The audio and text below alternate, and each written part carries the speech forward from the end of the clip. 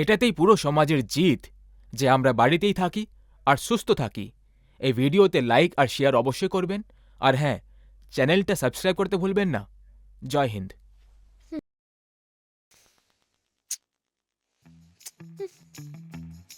হুম? কি বাবা, সকাল থেকে টিভি দেখছি কিন্তু সময়ই কাটছে না। মোদিজি ঘরে তো থাকতে বলে দিলেন, কিন্তু একটা কাজও দিতে পারতেন যাতে আমরা বোর না হতাম। কি যে করি, টিভিতেও কিছু হচ্ছে না।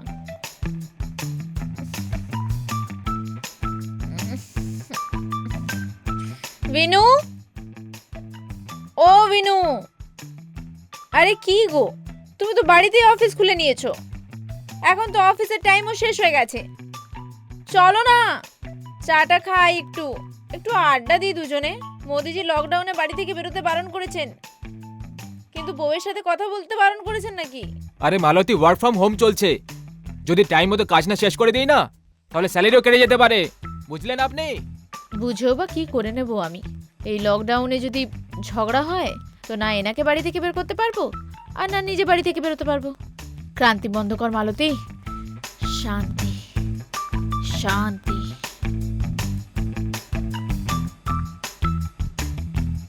কোনো ব্যাপার না বিনু, তুমি করে নাও তোমার কাজ, চা আমি বানিয়ে দিচ্ছি। আরে বাহ, দারুণ ব্যাপার দেখছি। কিন্তু মালতী, আজ না চা খাওয়ার ইচ্ছে নেই। একটা কাজ করি, আমি এই মেলটা পাঠিয়ে দিই, তারপর আমি তোমাকে আমার হাতের কফি খাওয়াচ্ছি। হ্যাঁ, কফি তোমার হাতে?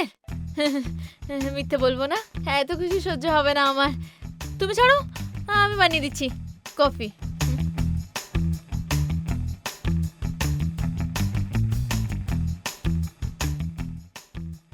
আমার ইনসাল্ট করে গেল না আমাকে হেল্প করলো, কে জানে। এনিওয়ে, যাই হোক, বউ হোক তো এমন। আরে মালতী, আজ চেষ্টা করো ডালগোনা কফি বানানোর। পুরো পৃথিবী খাচ্ছে, শুধু আমরাই খেলাম না। আজ তাহলে ডালগোনা হয়ে যাক। হ্যাঁ হ্যাঁ বাবা, 10 মিনিটে বানিয়ে দিচ্ছি ডালগোনা কফি। হ্যাঁ, ওকে।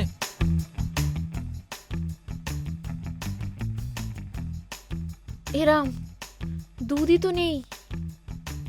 এ বিনু, তোমার ডালগোনা কফি তো বানানো যাবে না, দুধ শেষ হয়ে গেছে। কি? আরে ভাই, কি যে করো মালতী। সরি, দুধ শেষ হয়ে গেছে। আরে দুধও কোনো শেষ হবার জিনিস? আরে আগে বলা উচিত ছিল তো নাকি? আরে একটা আইডিয়া আছে, মিল্ক পাউডার আছে আমার কাছে, ওটা দিয়ে কফি হয়ে যাবে। না না না না না না না না, আমি মিল্ক পাউডারওয়ালা কফি খাবো না। আমি একটা কাজ করি, আমি মার্কেট থেকে না না না, একদমই না, তুমি ঘর থেকে বাইরে যাবে না কিন্তু। তুমি জানো তো যে লকডাউন চলছে, এরকম ছোট ছোট জিনিসের জন্য বাইরে যাওয়া একদমই ঠিক না। তুমি টেনশন কেন নিচ্ছ? আমি মুদির দোকানে লিস্ট পাঠিয়ে দিয়েছি, আর ওতে টেট্রাপ্যাক্সও আছে দুধের। বাস 1 ঘন্টায় জিনিস চলে আসবে, তারপর কফি বানিয়ে দেবো। ওকে? 1 ঘন্টা? মালতী, কফি খাওয়ার মোড এখন হয়েছে। ছাড়ো ইয়ার। ছাড়ো, মুড তো শুধু কফি খাওয়ার জন্যই হয়, তাই না? মিথ্যে তো আমি বলবো না। বাকি টাইমে যখন মুড বানানোর দরকার হয় তখন তো লকডাউন লেগে যায়।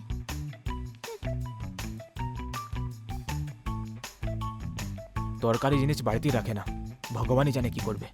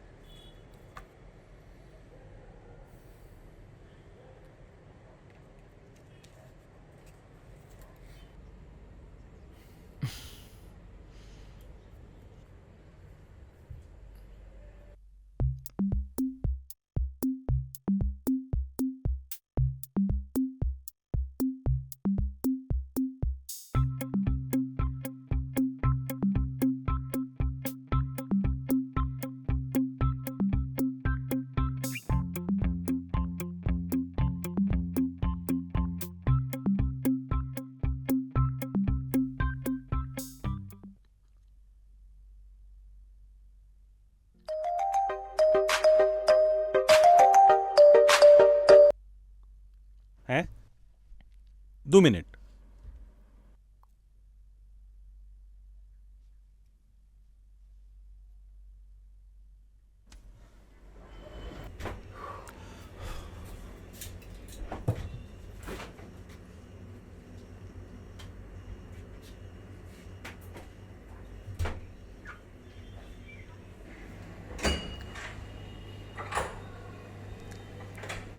আরে মেজর সাহেব, হ্যালো বিনুবাবু।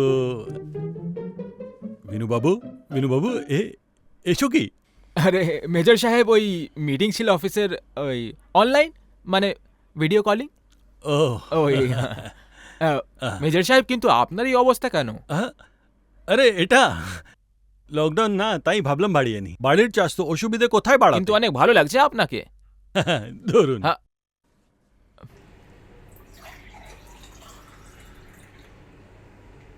থ্যাংক ইউ মেজর সাহেব, অনেক অনেক ধন্যবাদ। আরে ধন্যবাদ আমাকে না, দুধকে বলুন। 35 দিন পর আমাদের দেখা হলো। মেজর সাহেব, কি দিন এসে গেছে তাই না? একটা সেই সময় ছিল যখন আমরা চা খেতে খেতে গল্প করতাম, বসতাম, টাইম পাস করতাম। কিন্তু এখন তো মানে কোনো ব্যাপার না, ভালো দিন আসবে বিনুবাবু। আবার বসা হবে, আবার চায় চর্চা হবে। আর যদি কথাবার্তা লম্বা চলে তো সন্ধেবেলায় লাল চাতে চর্চা চলবে। এটা আপনি মনের কথা বলেছেন। হ্যাঁ, যাই হোক, এবার আমি চলি। যদি মালতী জানতে পেরে যায় না, তাহলে আমার চায়ের চর্চা এখানেই হয়ে যাবে। গৃহমন্ত্রী মিস্টার শাহ হোক বা মালতী, অর্ডার্স তো মানতেই হবে। অর্ডারটা কি জানেন তো? Social distancing. আগে হ্যাঁ, একদম সোশ্যাল ডিস্টেন্সিং। চলুন, পরে দেখা হবে।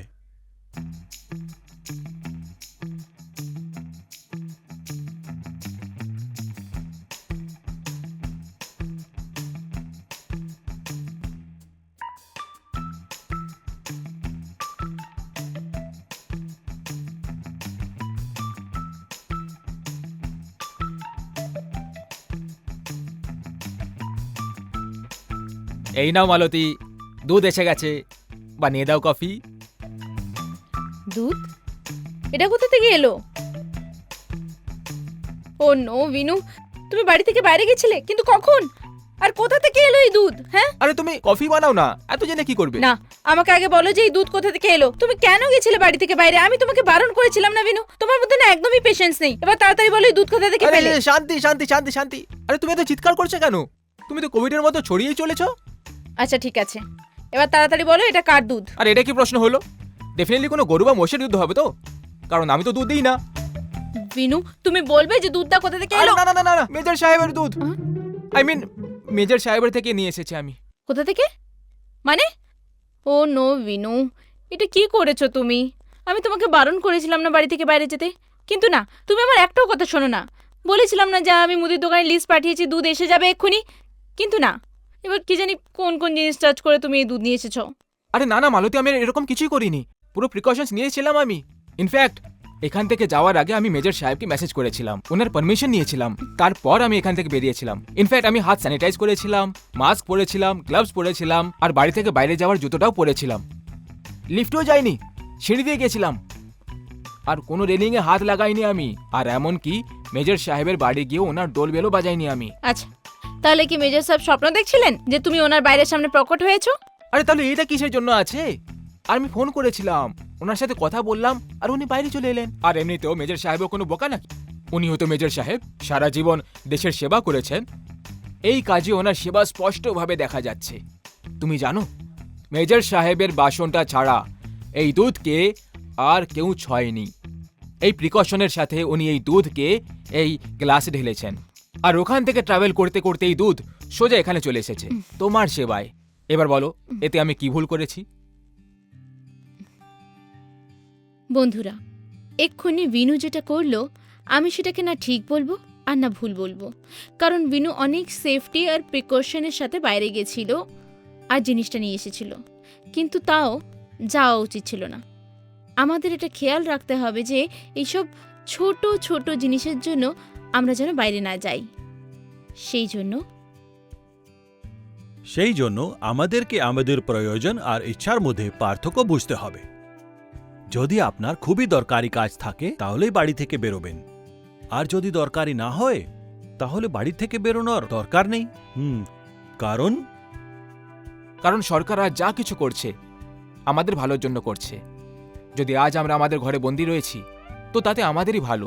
বন্ধুরা, এই সময় আমরা অনেকই মুশকিল সময়ের মধ্যে দিয়ে যাচ্ছি।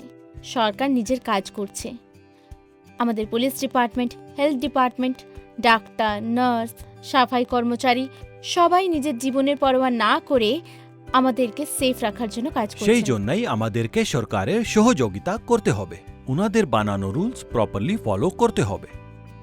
আমি তো এটাও বলবো, এটা আমাদের জন্য একটা লম্বা লড়াই।